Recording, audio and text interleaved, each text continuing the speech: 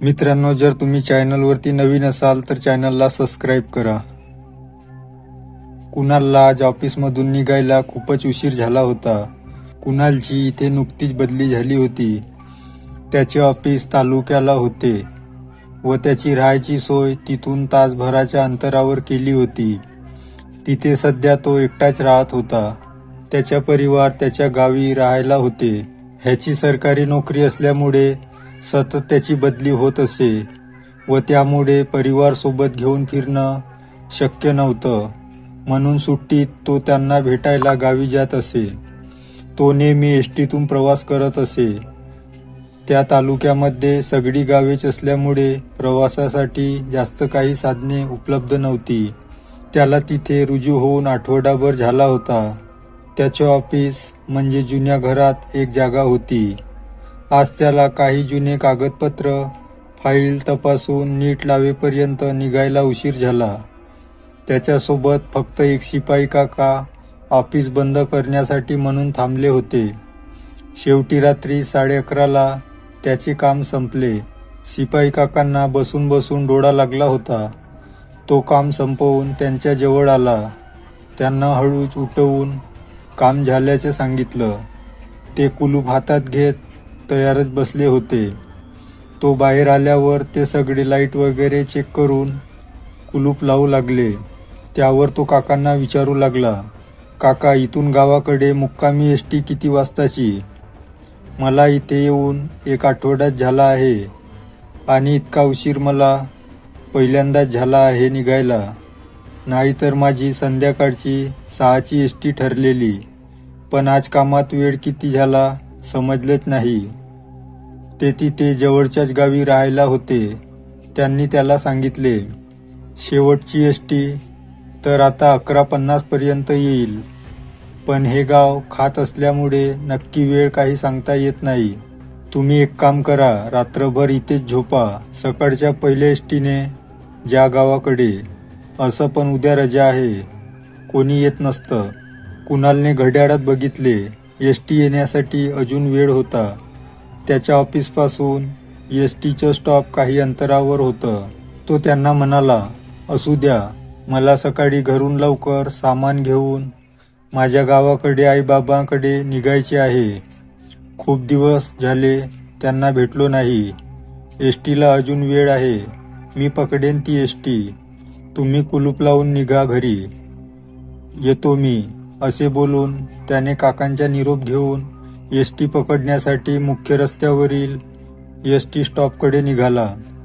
रात्रीची वेळ होती। चारही बाजूला अंधार दाटून आला होता। मध्येच कुठेतरी रस्त्यावरील दिवे लुकलुकत होते। रस्त्यावर एक चिटपाखरू देखील नव्हतं। थंडीचे दिवस होते। वाऱ्यात गारवा पसरला होता। तो चालत एसटी स्टॉपवर पोहोचला, पण ती एसटी येऊन गेली की अजून यायची आहे हे त्याला कळेना। आजूबाजूला विचारावं असं त्या निर्मनुष्य रस्त्यावर कोणीही नव्हतं। तितक्यात एका बाजूने अंधारातून त्याला एक आजीबाई येताना दिसल्या। हातात काठी, दुसऱ्या हातात बोचकं आणि डोक्यावर पदर आणि चेहऱ्यावर शून्यभाव। ती त्याच्याजवळ येऊन थांबली। ती तिथेच कोणत्या गावची आहे असे त्याला वाटले। त्यावर त्याने तिला विचारले, आजी, शेवटची एसटी येऊन गेली का? त्यावर ती त्याला इतकेच म्हणाली, नाही। तोही त्याच्या पुढे काही बोलला नाही। मुळात तो बोलका नव्हताच। थोड्या वेळाने दुरून हेडलाईटचा प्रकाश दिसू लागला। तो प्रकाश जवळ येताच त्याला कळलं की ती एसटीच आहे। ते बघून त्याच्या मनाला जरा बरं वाटलं। ती एसटी त्याच्या समोर येऊन थांबली। त्याने त्या आजींना पहिले आत चढू दिले व मागून त्याने चढून दरवाजा लावून घेतला। समोरच कंडक्टर उभा होता। त्याला त्यांनी सांगितले, शेवटचा स्टॉप, कारण तो स्टॉप एसटीच्या शेवटचा मुक्काम असायचा।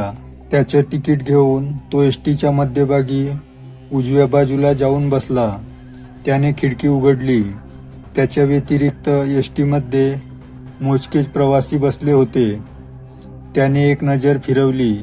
त्याच्यासोबत जी आजी चढली होती ती शेवटच्या सीटवर जाऊन बसली. नंतर मग तो खिडकीतून बाहेर बघू लागला. बाहेर खिन्न अंधार पसरला होता. अंधारात एसटीच्या हेडलाईटमध्ये रस्त्याच्या बाजूची काही झाडे वाऱ्याने हळूच हालताना दिसत होती. गार वारा सुटला होता. ड्रायव्हरने एसटीच्या आतल्या लाईट बंद केल्या. गावाकडच्या एसटीत रात्रीच्या वेळी ते करत असतात, प्रवाशांना झोप लागावी म्हणून. त्याने विचार केला, त्याच्या स्टॉप येण्यासाठी 1.5 तास तरी लागणार होता. तोपर्यंत थोडी झोप घ्यावी. खिडकीतून येणाऱ्या गार हवेमुळे आणि दिवसभरच्या कामाच्या थकव्यामुळे त्याला कधी झोप लागली कळालेच नाही. एसटी तशीच चालली होती. वारा तसाच थंड वाहत होता. काही वेळाने त्याला जाग आली. त्याने सहज बाहेर नजर फिरवली. अजूनही बाहेर भिन्न काळोख पसरला होता. काहीच नीट दिसत नव्हते. त्याने हातातल्या घड्याळात बघितले व तो अक्षरशः थक्क झाला. त्याने बघितले घड्याळात 2:30 वाजले होते आणि तो आतापर्यंत त्याच्या घरी असायला हवा होते. त्याला काहीच समजेना. तो उठून त्या अंधारात कंडक्टरकडे जाण्यास निघाला. कंडक्टर दरवाजाच्या समोरच्या सीटवर बसला होता. तो हळूहळू पुढे चालू लागला. बाकीचे प्रवासी त्याला झोपेत असलेले वाटू लागले. अंधारात काही नीट दिसेना. तो तसाच चालत कंडक्टरजवळ पोहोचला. त्याने त्याला विचारले, कंडक्टर, आपण कुठे आहोत? अजून शेवटचा स्टॉप कसा आला नाही? अजूनपर्यंत आपण पोहोचायला हवे होते. ही एसटी नक्की कुठे जात आहे? त्यावर कंडक्टरने काहीच उत्तर दिले नाही. तो तसाच रागात ड्रायव्हरच्या कॅबिनमध्ये गेला. त्याने त्याला देखील तेच प्रश्न केले, पण ड्रायव्हर काहीच बोलेना. त्याच्याकडे तो बघत देखील नव्हता. त्याने समोरच्या हेडलाईटच्या उजेडात तो रस्ता ओळखण्याचा प्रयत्न केला, पण त्याला तो संपूर्ण रस्ता अनोळखी वाटत होता. त्या रस्त्याच्या एका बाजूला डोंगर होता, तर दुसऱ्या बाजूला खोल दरी. हा सर्व प्रकार बघून तो आता रडकुंडीला आला होता. त्याला वाटले, शिपाई काकांचे ऐकून तिथेच झोपलो असतो तर बरे झाले असते. एसटीचा वेग जास्त नव्हता. त्याने चालत्या गाडीतून उडी टाकण्याचा विचार केला. मग पुढे जे होईल ते होईल. तो घाबरत घाबरत दरवाजाजवळ गेला. तो इतका घाबरला होता की परत आपल्या जागेवर त्याची बॅग आणायला देखील गेला नाही. त्याने हळूच एसटीचा दरवाजा खोलला आणि त्याने जे ठरवले ते केले.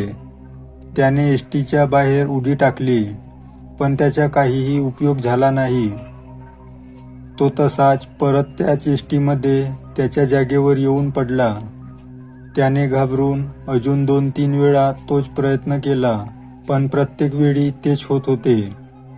शेवटी तो भीतीने रडत जोरजोरात ओरडू किंचाळू लागला, एसटी थांबवा, मला सोडा, मला उतरू द्या, मला माझ्या घरी जायचे आहे. मी हात जोडतो, तुमच्या पाया पडतो, असे म्हणून तो खाली बघून रडू लागला. इतक्यात त्याला जाणवले की एसटी थांबली म्हणून. त्याने क्षणाचाही विलंब न करता सरळ बाहेर पडाला. एसटी थांबताच एसटीचे दार उघडलं होतं. तो बाहेर येताच दार पुन्हा बंद होऊन एसटी पुढे निघाली आणि अंधारात अदृश्य झाली. त्याने सुटकेचा निश्वास सोडला. त्याने वर नजर करून चारही बाजूला बघू लागला. त्याला सगळीकडे मोठी मोठी झाडे दिसू लागली. तो आता एका जंगलात होता. चोहीकडे भिन्न अंधार पसरलेला आणि त्यात किरकिर असा रातकिड्यांचा आवाज येत होता. त्याने वर आकाशात नजर टाकली. त्याला चंद्र कुठेच दिसेना. मग त्याला आठवलं की आज अमावस्येची रात्र. इतक्यात एका मोठ्या झाडामागून त्याला कोणाचा तरी हसण्याचा आवाज येऊ लागला. त्याने त्या दिशेला पाहिले तर त्या झाडामागून एक आकृती हळूहळू बाहेर येत होती. ती ही करून हसत हसत बाहेर येत होती. काही वेळातच तिचे हवेत उडणारं क्रूर अक्राळ विक्राळ रूप त्याच्या समोर आले. ती त्या मगासच्या स्टॉपवाल्या आजीसारखी दिसत होती, पण आता ती अतिशय क्रूर दिसत होती. सफेद सुटलेले हवेत उडणारे केस, मोठे कपाळ, बाहेर आलेले डोळे, मोठे कान, मोठे नाक, मोठमोठे दात तोंडातून विचित्र हसताना बाहेर येत होते. संपूर्ण काळे कपडे, दोन्ही हात लांब पसरलेले, त्यावर मोठमोठी नखं. म्हणजे मगाशी जिला त्याने एसटीबद्दल विचारलं होतं ती आजी माणूस नसून हडळ होती ती. हो, हडळ. तिचे ते भयंकर रूप बघून कसलाच विचार न करता मागे फिरून अंधारात वाट दिसेल तिथे तो पडू लागला. ती बेसूर हसत त्याच्या मागे त्याच्या पाठलाग करत होती. तो जीव मुठीत घेऊन धावत होता. धावत धावत देवाच्या धावा करत होता. धावताना मध्येच कोणत्या झाडामागे जाऊन लपला तर ती तशीच हसत हसत त्याच्या समोर येई. तो तसा जीवाच्या आकांताने परत पडू लागला. धावताना त्याला मध्येच विचार येई की ह्यापेक्षा ती बसच बरी होती. त्यात तो जिवंत तरी होता.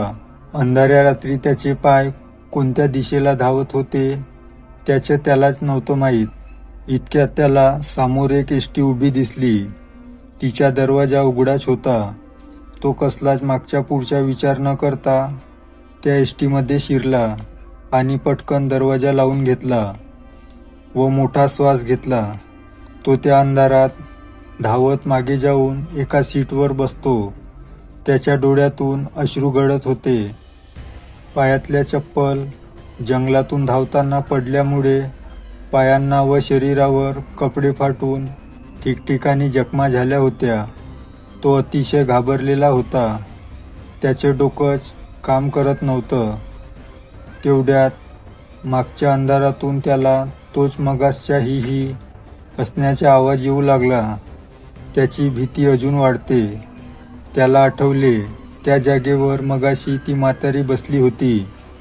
त्याने हळूच मागे वळून बघितले तर त्याला तिथं तीच दिसली. तीच हडळ अक्राळ विक्राळ रूप घेऊन त्याच्याकडे बघून हसत होती. तो घाबरून जोरजोरात ओरडू किंचाळू लागला, पण त्याने त्याच्या आजूबाजूच्या प्रवाशावर काहीच फरक पडत नव्हता.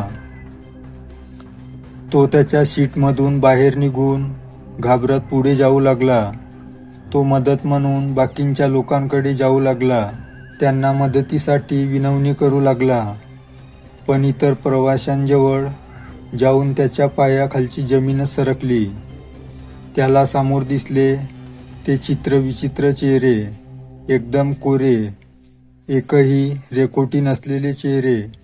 डोळे, नाक, कान, तोंड काहीच नाही अंगावर. जागोजागी जखमा झालेल्या. तो तसाच घाबरून ड्रायव्हर जवळ गेला. त्याला गाडी थांबवायला विनंती करू लागला.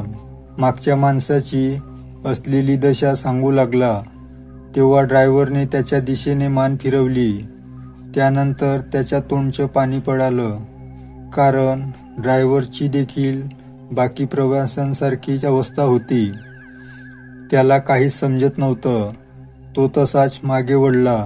तेव्हाच ती हडळ लगेच त्याच्या समोर आली. मोठमोठे डोळे करून हसायला लागली. जोरजोरात ओरडू लागली. तो तिला इतकं जवळ बघून पूर्णपणे घाबरून थक्क झाला होता. त्याच्या तोंडातून शब्दही निघत नव्हते. तेव्हाच मगाचपासूनचे गप्प बसलेले इतर प्रवासी, नाही इतर प्रवाशांच्या कंडक्टर ड्रायव्हरच्या आत्मा जोरजोरात किंचित ओरडू लागल्या. त्यात त्या हडळीच्या बेसूर ओरडणं सगळं त्याचं डोकं बधीर करत होते. त्याने त्याचे डोळे बंद केले, दोन्ही कानावर हात घेतले. हे सगळं त्याच्या सहन करण्यापलीकडे गेले होते.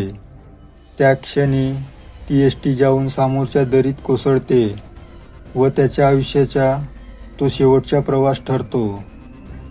दुसऱ्या दिवशी सकाळी कोणाला तरी दरीच्या जवळ त्याची बॅग सापडते. ती ओळखीची बॅग बघून त्यांना वाटतं की कोणीतरी दरीत पडलं असावं, म्हणून ती लोक पोलिसांना बोलवतात.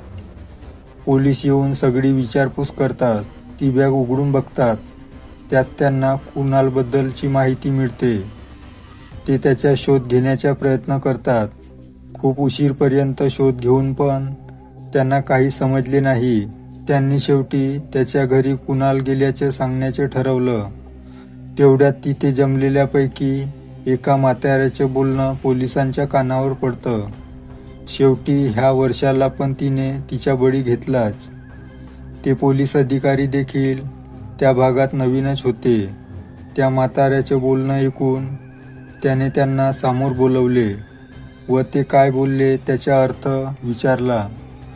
त्यावर ते त्या अधिकाऱ्यांना सांगू लागले, लेका, काही वर्षापूर्वी इथे गावाकडे जाणारी एसटी काही प्रवाशांना घेऊन खोल दरीत कोसळली होती.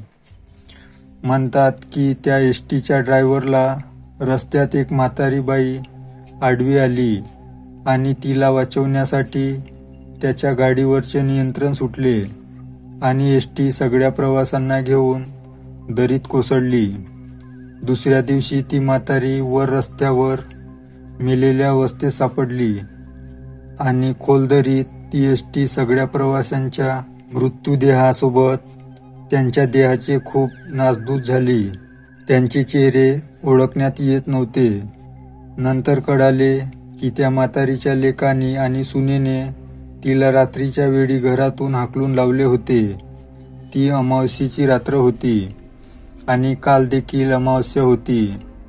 ती एसटी दरवर्षी ह्या महिन्याच्या अमावस्येला ह्याच रस्त्याने मेलेल्या प्रवाशांसोबत येते व तिला वाटेत जो कोणी प्रवासी भेटेल त्याला ती सोबत घेऊन जाते. ह्या वेळेस ह्या पोराचा काळ आला होता, म्हणून त्याने रात्री तो त्या एसटीमध्ये चढला आणि तो त्याचा कधीही न संपणारा शेवटचा प्रवास ठरला. मित्रांनो, ही गोष्ट तुम्हाला कशी वाटली? लाईक व कमेंट करून नक्की सांगा व चॅनलवरती नवीन असाल तर चॅनलला सबस्क्राईब करा. भेटूया अशाच एका नवीन गोष्टीसोबत.